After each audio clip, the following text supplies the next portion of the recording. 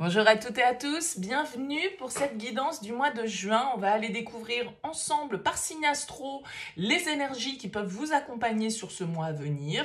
Comme d'habitude, pour ceux qui me connaissent et bienvenue à ceux qui ne me connaissent pas, on prend toujours le recul nécessaire, ça reste des énergies générales, ça ne peut pas correspondre à tout le monde. Donc vous prenez uniquement si vous sentez que le message est adressé à vous, s'il vous aide à réfléchir, à avancer, vous laissez de côté si ça ne vous parle pas. Allez voir votre signe ascendant, allez voir votre signe lunaire, tout ça peut être complémentaire. Essayez de faire votre propre météo un petit peu pour ce mois à venir. Et puis, si vous avez envie de développer avec une guidance personnalisée, vous avez mon mail qui apparaît en bas de cette vidéo, lililataro@yahoo.com. Je propose avant toute guidance une première approche afin de voir si je cerne bien votre situation. Ça permet de voir si c'est opportun qu'on continue à échanger ensemble. Pour cela, vous me faites un mail avec uniquement prénom, date de naissance des personnes qui sont concernées et le domaine. Vous me dites si c'est du pro, si c'est sentimental, si c'est financier. Pas plus d'éléments, ne me posez pas de questions dans ce premier mail parce que parfois dans votre question, il y a déjà des éléments de contexte et le but de la première approche, c'est vraiment de partir d'une page blanche, donc restez le plus large possible lorsque vous me contactez. Voilà pour le préambule, on va procéder au tirage. On utilise pour ce mois-ci le tarot Radiant Wilds Atlas. Donc, on va regarder un petit peu votre énergie, vos objectifs, ce qui va vous aider, ce qui va être peut-être un petit peu plus compliqué, quels conseils vous donnent les cartes. Et puis, on prendra aussi une énergie par domaine, le pro, le relationnel sentimental, votre vie intérieure et comment vous allez sortir de ce mois de juin. Allez, à tout de suite pour le tirage. Bienvenue les balances pour les énergies de ce mois de juin. On regarde ici votre énergie principale, votre objectif, ce qui va vous aider, le défi, le conseil, votre vie active, votre vie relationnelle, votre vie intérieure et comment vous sortez de ce mois de juin. Alors, vous avez en dos de deck, les balances, la reine de denier. Alors, la reine de denier pourrait nous parler de l'influence d'un signe de terre pour vous, taureau, vierge, capricorne. Mais la reine de denier, elle symbolise aussi l'épanouissement, l'abondance. C'est une reine qui est très organisée, qui aime en fait prendre soin, alors prendre soin d'elle, prendre soin des autres, c'est la parfaite femme complète, on va dire, c'est-à-dire la bonne mère, la bonne employée, la bonne maîtresse de maison, enfin vous voyez, elle réunit toutes les qualités, entre guillemets, si je peux dire ça comme ça, qui sont inhérentes à cette reine de denier et il y a vraiment cette envie en tout cas de prendre soin de soi et de se faire plaisir. La reine de denier, elle a plutôt une vision à long terme des choses, elle s'emballe pas, elle est dans les prévisions, elle est dans une certaine forme de planification. Donc on va voir un petit peu comment ça fait écho à cette énergie de la reine de denier. On découvre ensemble votre tirage. Alors votre énergie principale, la 2 de bâton. Votre objectif, le roi d'épée. Votre force, le valet de coupe. Le défi, la 3 d'épée. Le conseil, la 8 de denier. Votre vie active, la lune. Votre vie relationnelle, le cavalier de bâton. Intérieurement, la tour. Et vous sortez de ce mois avec la 10 de denier. Ok, alors on a 2 arcanes majeures ici, la lune et la tour. On a des bâtons, on a une carte d'épée, 2 cartes d'épée, on a une carte de coupe, on a des deniers, c'est équilibré, on va dire, dans votre tirage. Alors, vous êtes avec l'énergie principale du 2 de bâton ici. Alors, le 2 de bâton, c'est une carte qui va nous parler de réflexion. Avec la 2 de bâton, on est en train d'évaluer une situation, on est en train de définir un petit peu le chemin qu'on va prendre. On fait un peu l'inventaire de nos besoins, des différentes possibilités qui s'offrent à nous. Et le 2 de bâton, c'est une carte qui peut nous parler de dualité et donc de choix. Hein. On est peut-être face à une décision à prendre et du coup, vous êtes en train de faire un petit peu l'inventaire justement de ce que vous possédez entre guillemets, hein, c'est pas forcément de la matière, mais de vos atouts, de vos forces, de ce qu'il vous faut pour y arriver. Et puis, comme je le disais, un petit peu du chemin, en fait, qu'il va falloir emprunter pour arriver à votre objectif. Donc, la 2 de bâton, on est un peu en mode inventaire, on est en mode réflexion, on est en mode planification par rapport à une direction que l'on souhaite emprunter. D'accord? Avec le roi d'épée en objectif, je pense que vous êtes dans cette réflexion parce que vous avez des décisions importantes à prendre. Le roi d'épée, c'est le juge du tarot. C'est celui qui doit effectivement faire preuve de sang-froid, qui doit être dans le calcul, dans la stratégie, dans la réflexion, pour justement avoir une vision la plus neutre, la plus objective possible par rapport à une situation et donc prendre des décisions qui soient justes, qui soient équilibrées. Peut-être que ce roi d'épée, c'est ce que vous souhaitez être. Vous êtes un signe d'air, ça peut vous représenter. Vous souhaitez prendre une position ou une décision de manière mature, de manière réfléchie. Vous voulez pas vous emballer, vous voulez bien analyser tous les tenants et les aboutissants de cette situation. Vous êtes en mode, voilà, je dois comprendre, je dois peut-être aller chercher des informations, je dois peut-être me faire aider par des personnes qui ont la connaissance, parce que ce roi d'épée, il peut symboliser cela également. En tout cas, avec le roi d'épée comme objectif, vous ne souhaitez pas vous laisser désarçonner par vos émotions, par l'extérieur, vous voulez réfléchir par vous-même et fixer, je dirais, votre trajectoire en tout état de cause, en connaissance de cause et avec le plus d'impartialité possible. Alors, je pense quand même que peut-être que vous avez un choix difficile à faire, parce qu'on a le 3 d'épée en défi. Donc, il y a l'idée ici de devoir dépasser une blessure, de devoir dépasser une douleur, de devoir dépasser une déception, peut-être de devoir prendre des décisions qui peuvent décevoir, qui peuvent blesser quelqu'un d'autre, d'accord? Il y a cette idée de devoir faire preuve d'une certaine forme de droiture, d'autorité avec le roi d'épée par rapport à une situation qui peut être un petit peu difficile.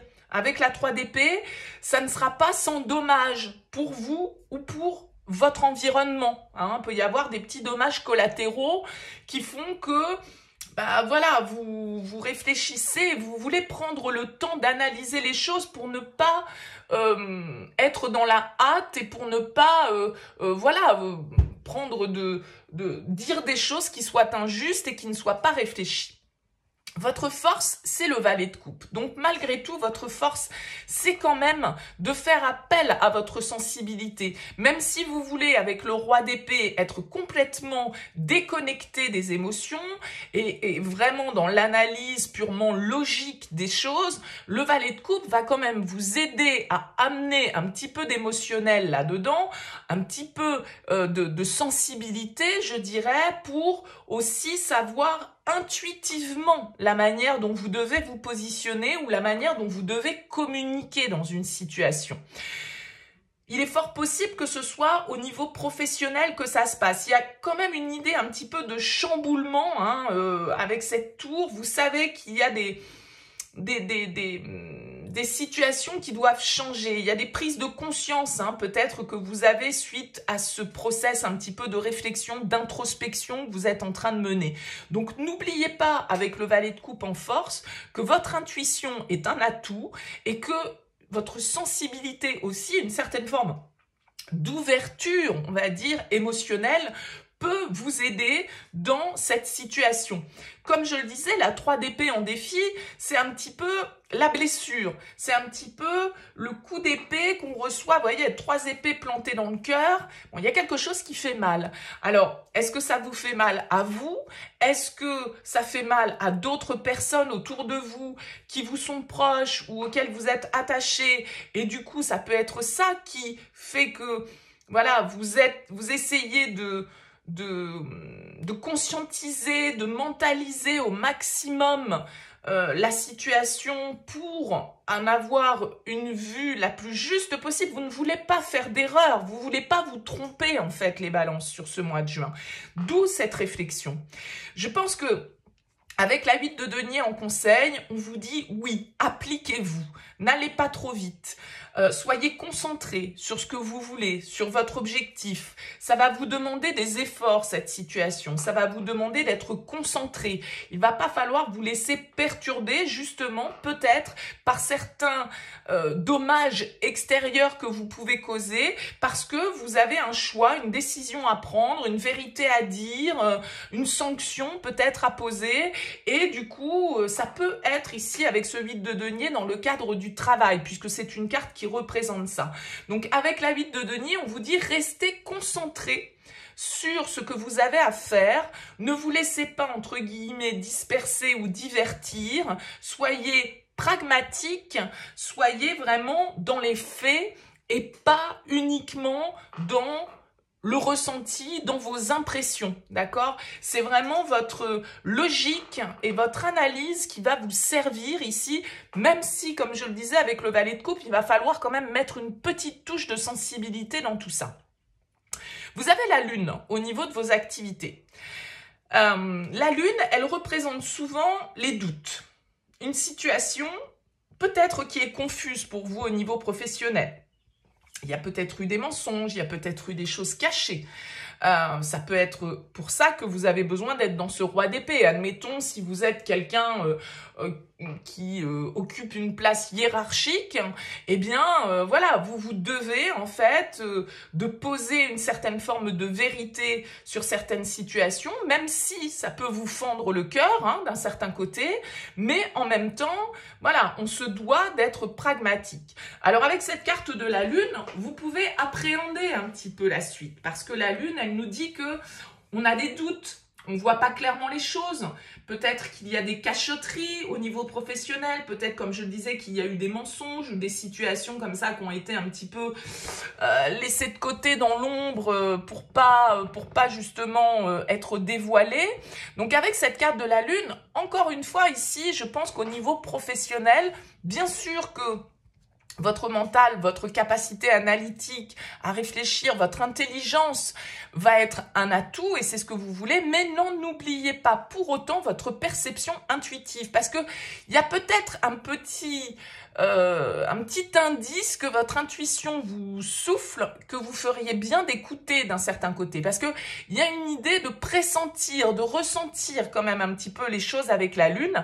Malgré tout, c'est aussi une carte qui va nous parler d'émotions et peut-être de débordement d'émotions. Et on voit bien, j'ai l'impression, là, les balances, que sur ce mois de juin, vous avez, comme on disait, une situation à évaluer et peut-être un verdict ou des décisions à prendre qui peuvent blesser, qui peuvent faire mal et du coup, qui peuvent jouer sur votre corde sensible et vous remplir un petit peu de doute et de confusion. Donc avec la lune, il va s'agir et de 1 d'écouter son intuition et de 2 d'aller au-delà des apparences. Parce que les apparences avec la lune peuvent être trompeuses.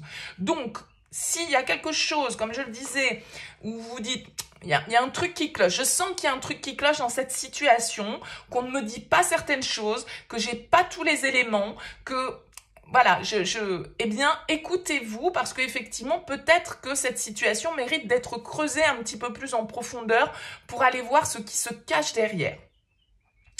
Au niveau relationnel, vous avez le cavalier de bâton. Alors, beaucoup d'énergie avec le cavalier de bâton. Peut-être un signe de feu ici qui a son importance pour vous dans cet aspect relationnel. Bélier, Lion, Sagittaire.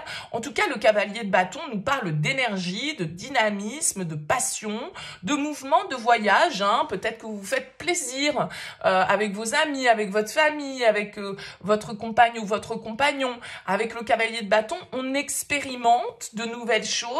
On part un petit peu à l'aventure, ça fait du bien, c'est grisant, il y a de la passion, il y a du désir et il y a, avec ce cavalier de bâton, l'idée de vibrer vraiment pour quelque chose d'agréable en fait. Donc peut-être que vous découvrez un nouveau hobby, peut-être que vous faites pas mal de sorties, peut-être que vous avez des déplacements de prévus qui vous font découvrir un petit peu, qui vous changent un petit peu, je dirais, les pensées qui vous divertissent, parce qu'il y a du divertissement avec le cavalier de bâton. Ça peut être une aventure que vous vivez si on est au niveau sentimental, un regain de passion dans une relation. Voilà, ça peut symboliser tout un tas de choses, le cavalier de bâton, mais c'est plutôt une énergie de dynamisme, d'envie, de passion, de vitalité et du coup, voilà, de plaisir. Hein. Donc, c'est une énergie très positive pour vous. On sent qu'intérieurement, vous avez une arcane majeure ici et c'est la tour. Intérieurement, il y a quelque chose qui change avec la tour. Il y a un changement qui est radical. Est-ce que vous avez certaines prises de conscience? Est-ce que vous êtes en train de déconstruire certaines croyances que vous aviez, où vous vous rendez compte qu'en fait, vous étiez conditionné et que eh bien, votre point de vue, il est en train d'évoluer, qu'il y a certaines peut-être circonstances aussi extérieures qui sont venues un peu vous chambouler, vous sortir de votre zone de confort et vous faire prendre conscience qu'il y avait certaines situations qui devaient changer, qui devaient peut-être même prendre fin pour certains d'entre vous. Mais intérieurement, la tour, je la prends un petit peu comme un réveil, comme une révélation, comme une vérité qui nous saute au visage alors qu'on l'avait sous les yeux depuis des mois, des années, etc. Et là, eh bien, le voile se lève. Le voile se lève sur une situation. Ça peut être au niveau professionnel, hein, que vous découvrez la vérité sur certains collègues, sur certaines situations pro qu'on vous avait un peu cachées ou que vous vous rendez compte qu'on vous avait pas tout dit, vous vous rendez compte un petit peu que... Donc là, le monde bouge hein, avec la tour. Alors c'est souvent pour le mieux au final, mais ça peut être quand même déstabilisant. Donc il peut y avoir un petit peu d'instabilité intérieure par rapport à cette situation qui semble un petit peu confuse, un petit peu trouble et qui pour moi concerne probablement votre vie active et votre vie professionnelle. Vous sortez de ce mois avec la 10 de denier. Vous sortez solide de ce mois de juin, les balances. C'est-à-dire que la 10 de denier, elle va nous parler peut-être pour certains d'argent, de ressources. Peut-être que vous négociez en fait ici, je sais pas moi, une augmentation. Vous négociez une prime, vous négociez un changement de poste, vous négociez par rapport à un investissement que vous souhaitez faire. En tout cas, avec la 10 de denier, c'est du solide, c'est de la stabilité. On est bien ancré les deux pieds dans la terre et on ne se laisse pas, on va dire, désarçonner et déstabiliser par la tempête. D'accord? Les racines sont bien ancrées avec le 10 de denier. Ça reste un 10, donc symboliquement, ça peut être une carte de fin de cycle, c'est-à-dire que vous arrivez peut-être au bout d'une étape de votre vie professionnelle, de votre vie matérielle. Vous avez peut-être, comme je le disais ici, avec ce cavalier de bâton et ce 10 de denier, des envies d'investir, des envies de nouvelles expériences. Donc ça pourrait être, par exemple, de déménager, ça pourrait être, et c'est peut-être cette situation que vous êtes en train d'évaluer, vous devez faire l'inventaire de vos ressources, vous devez faire l'inventaire de vos besoins et de vos projets et de ce que vous planifiez pour l'avenir. Et ici, avec ce 10 de denier, eh bien, vous vous rendez compte que vous avez une certaine forme de solidité, vous avez des ressources, vous avez des compétences, vous avez acquis suffisamment pour vous permettre peut-être de passer à un stade supérieur. Alors, c'est peut-être dans votre vie perso, c'est peut-être dans votre vie pro. Là, à vous de voir. En tout cas, on vous dit, restez concentrés sur votre objectif. Faites les efforts et investissez-vous de manière durable dans cette direction à laquelle vous êtes en train de réfléchir et que vous êtes en train d'évaluer.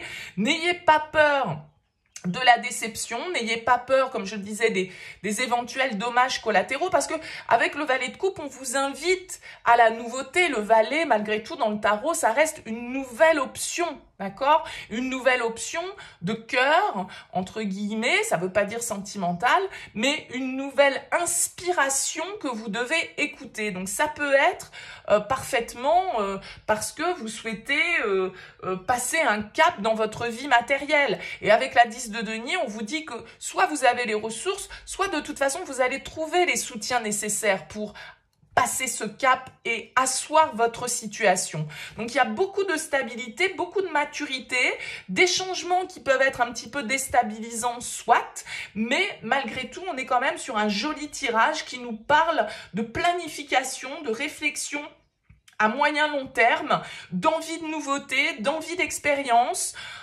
Donc voilà, un joli mélange pour vous les balances sur ce mois de juin. Alors n'hésitez pas, laissez-moi un petit mot, un commentaire sous cette vidéo pour me dire comment ça aura vibré pour vous. Je vous souhaite en tout cas un excellent mois de juin. Merci pour votre présence et pour votre écoute. Je vous dis à très vite.